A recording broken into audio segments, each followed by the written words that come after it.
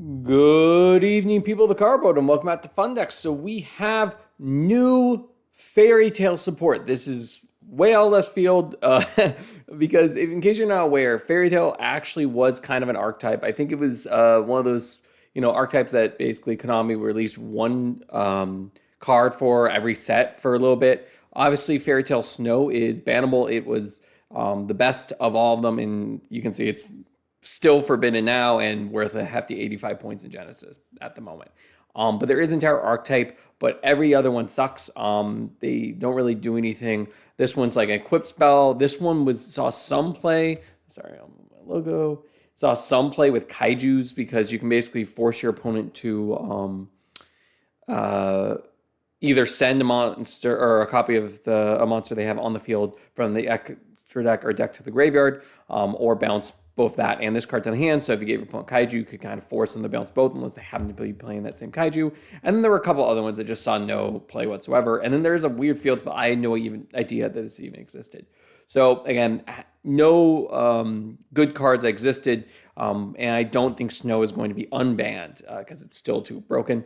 But I think the one that does have potential is this one, because not only does it have that compulse effect, it also says that on normal summon you can add a spellcaster with 1850. So that applies to all the or 1850 attack applies to all the fairy tale monsters as well as familiar or possessed and stuff, which is weird because they summon from the deck, so it's not really needed. But anyway, let's see if this new wave of support actually makes it a deck. So this is Fairy Tale Match Lily. Okay, I'm not sure which princess story this is about, but fine. It's a low 4 light spellcaster, tech 1800 or 1850, defense 1000. You can only use the first, second, and third effect of this card's name each once per turn. If a spellcaster monster with 1850 original attack is on the field, you can spell summon this card from your hand or graveyard. All you cannot spell summon for this except spellcaster monsters. Cute. Like I said before, you can have Luna to search this and summon it, so it's extender. But let's keep going. If this is normal or special summon, you can add one Fairy Tale Spell Trap from your deck to your hand. Now, the only card I found at this point that said Fairy Tale in its name was Fairy Tale Tales. The field spell of that is really worthless. It just gives you an additional normal summon of a spellcaster with 1850. So fine. And you can pay 500 life. The name of one effect monster your opponent controls becomes Fairy Prince. Oh, that's cute. I wish this was a quick effect because I think, MPT just had a video talking about weird mechanics that don't get used. I like the idea of rewriting opponents' names. That's really interesting. But on a ignition effect, this is pretty slow. But maybe this will feed in. Let's keep reading. So this is Weaver of Fairy Tale Tales. Fun. So it's a level 4 other spellcaster fusion effect monster. So it takes one Fairy Tale monster and one spellcaster monster. Cute. Okay. You can only use the first effect of this card's name once per turn. During the main phase, you can special summon one Fairy Tale monster from your deck or banishment. Oh, interesting, sure. If you normal or special summon a non-Earth Fairy Tale monster while this monster is on the field, you can target one effect monster opponent controls, negate its effects. Also, its name becomes Fairy Prince. Oh, cute again. I like the rename name, and this one can be procced during your opponent's turn, theoretically. And then any Fairy Prince on the field becomes a spellcast monster. Oh, weird.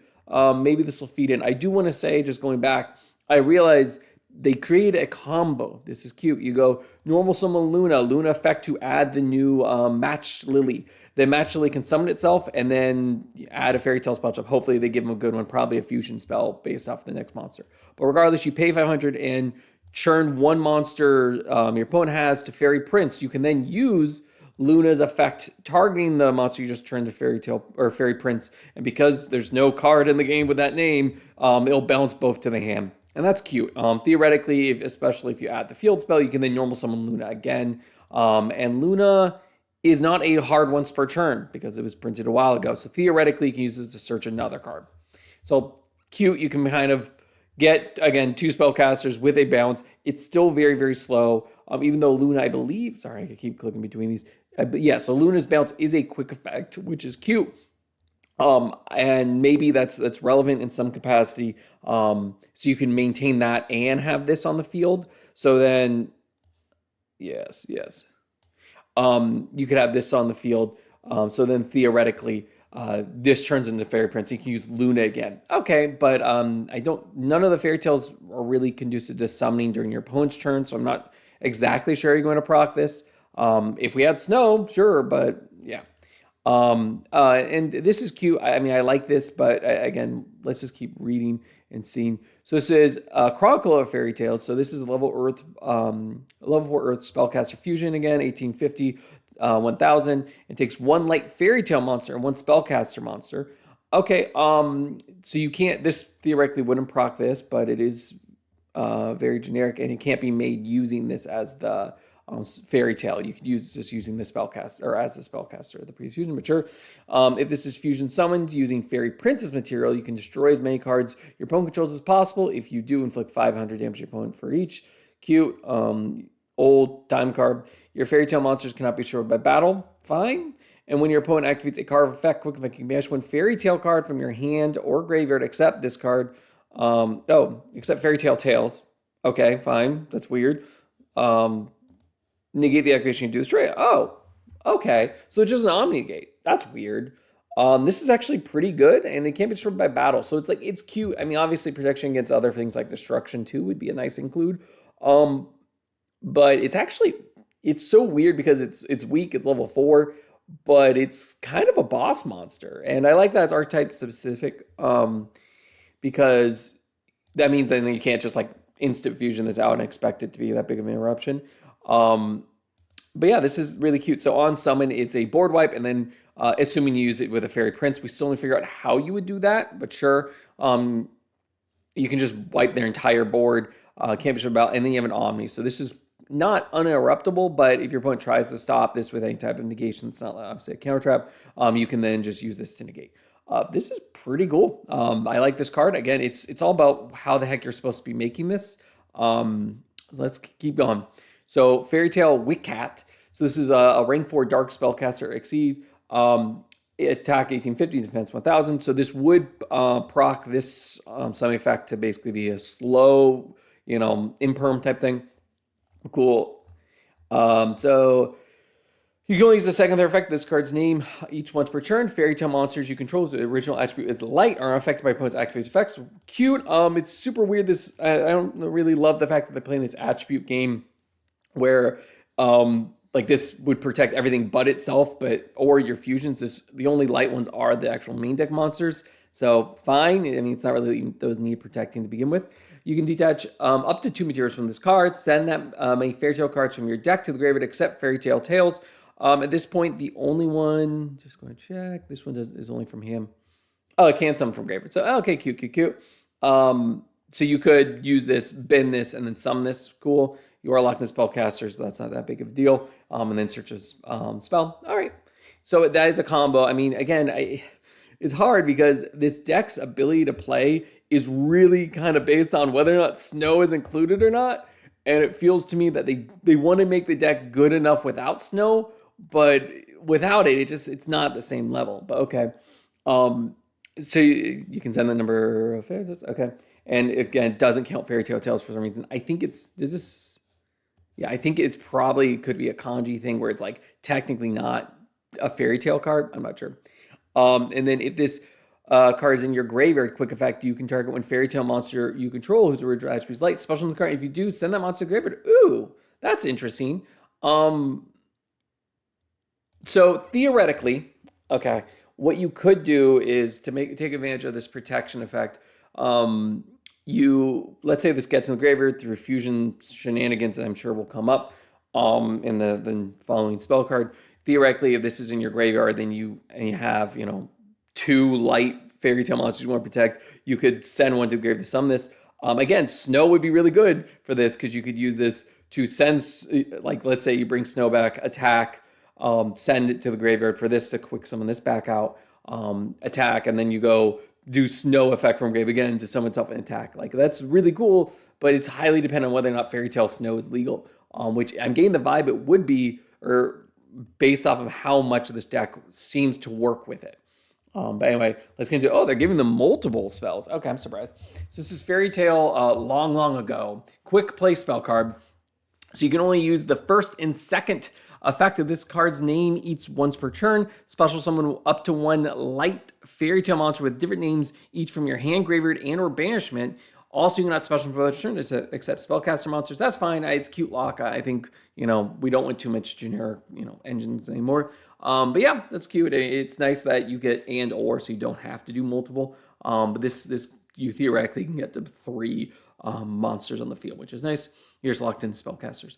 And this is card sent to the graveyard except from the field or becomes banished. You can set it, but it cannot be activated unless you control a fairy tale monster. Oh, that's cute.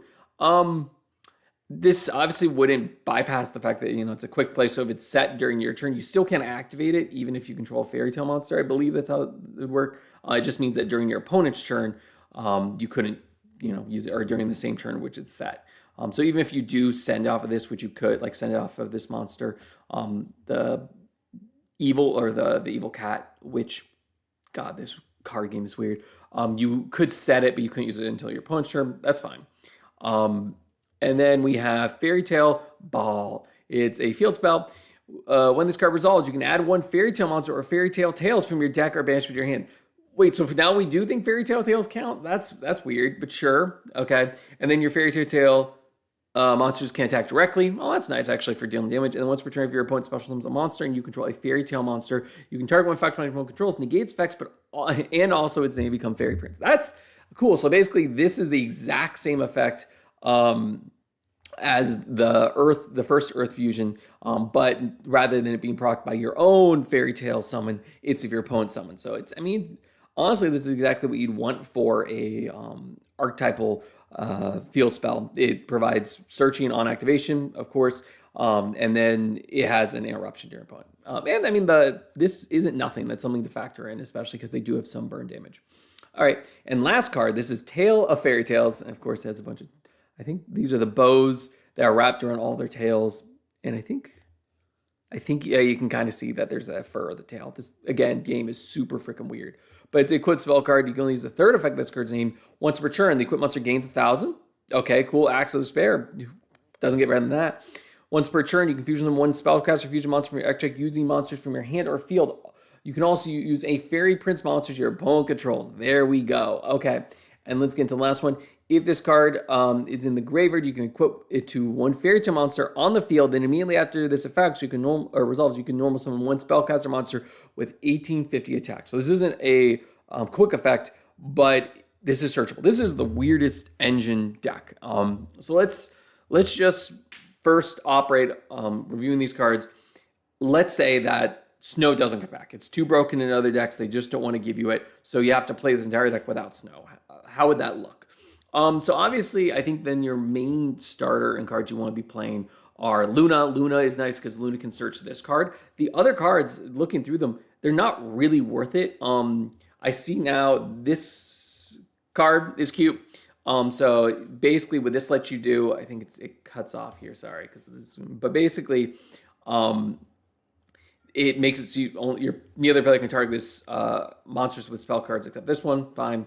And then you can discard a spell card, equip an equipped spell from your hand deck or graveyard, but return it to the hand during the end phase. So theoretically, this card could be used as well to basically force equip your spell card, which could then summon, which could then be used to fusion summon. I think this is really cute. I like that they're giving equips. This could be a boring, normal spell fusion. This could also be a quick play fusion. Those have been seen, but I think it's nice to give them, make equip spells actually useful. There are decks like Doom Z that theoretically could use this, but I doubt that would be useful. And so this card's cool because you can send it off of this card, and then it can proc from graveyard to equip, and you can get additional normal summon, so it's only pluses, and then you can fusion summon. So this card's kind of your main starter now for everything. You can detach up to 2 because it has no real good other effect.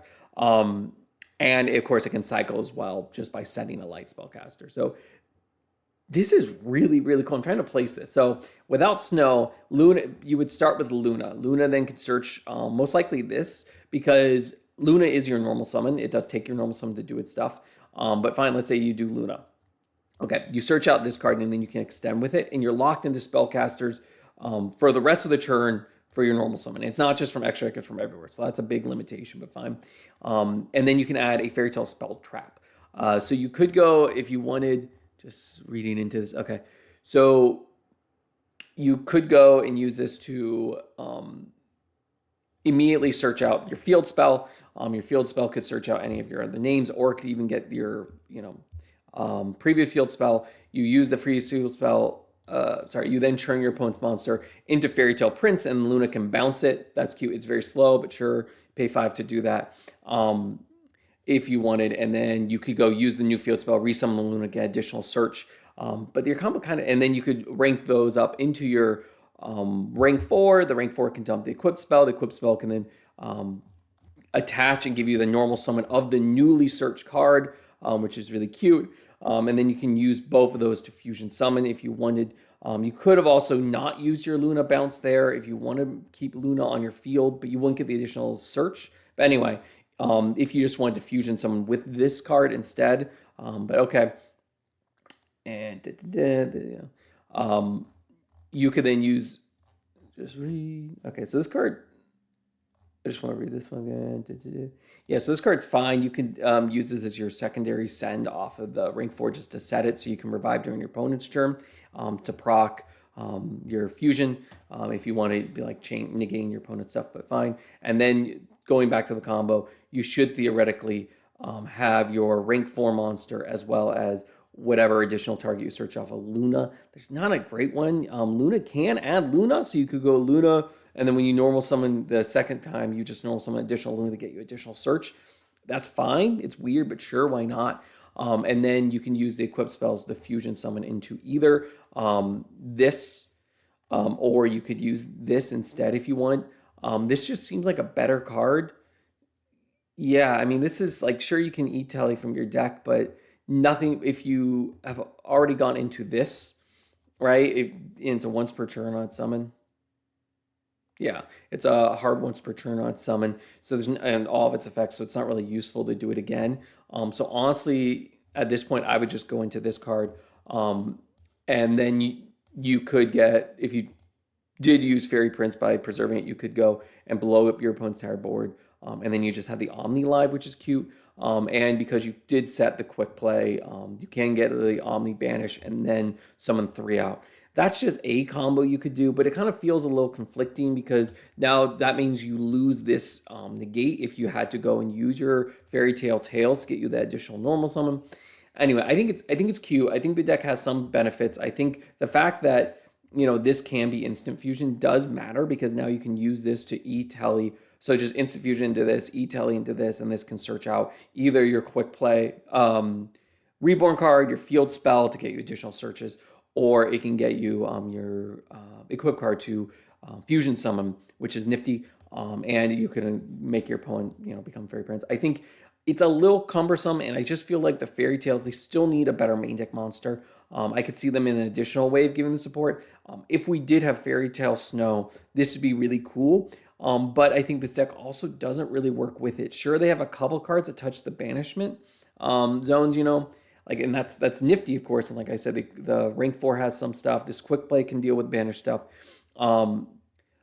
And this card could set itself, if it does become banished off of Snow, it just feels to me a little clunky because nothing else actually sends to the graveyard. It's not like you're milling anything, right? Outside of your rank 4, which you'd probably use to send Snow, it doesn't really fill your graveyard up with material to take advantage of Snow. You'd probably only get one banish, or banish 7 to summon itself, which is fine. So I know I've ranted about these cards for a long time, and that's just because I'm really confused about them, but I think they're pretty good. I think this is a deck that could do well with Super Poly. I think it's trying to take advantage of rewriting card names, which is cute. I think it can definitely be used in several instances. I think, for example, this is actually a deceptively powerful effect. So as long as you maintain this, it's kind of a lock where if your opponent summons, it becomes dead. So even card decks that you wouldn't theoretically think about, like Yummy, you could change their name, locking them out. I guess it doesn't actually impact them because they just need a beast to go into the Link 1. But it just feels to me that this is really a pretty cool deck. I think there's plenty of decks that do need there to be like a monster with a particular name, so rewriting it is powerful. I think it's not that great. I'd say I don't think I could rank these all individually because they're just kind of one big pile of cards.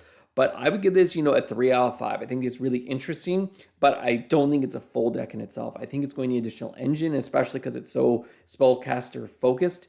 maybe once we get some new, I think the Magistus support that's finally getting important, the TCG, and like some of the other spellcaster decks that they're trying to make a thing. I know like Witchcrafter, I think got some support recently, and they've announced that they're going to have some new, what's that card? Endymion support. Maybe this can all work together. I know there's a lot of fusion decks that kind of work, and these spellcaster or these fusion monsters are pretty generic, which is nice. And the rank 4 also works with any spellcaster deck. So I think it really depends if Snow is going to be unbanned or at least put to 1 for this deck, or if there's going to be additional spellcaster support to really help with making a spellcaster deck. But that's my thoughts. I think this has a lot of potential. I think it's just really cool and interesting. I'm happy that Konami is still like doing novel things, and as well as making support for a legacy archetype. I never thought we would get an additional card, maybe like a Ratted Snow, but that's it. But anyway, let me know what you think in the comments down below. Am I wrong about these? Do you think these have no potential whatsoever? Or do you think these are the best things since sliced bread? Be sure to like and subscribe while you're at, and it's Fun Deck signing out. Bye.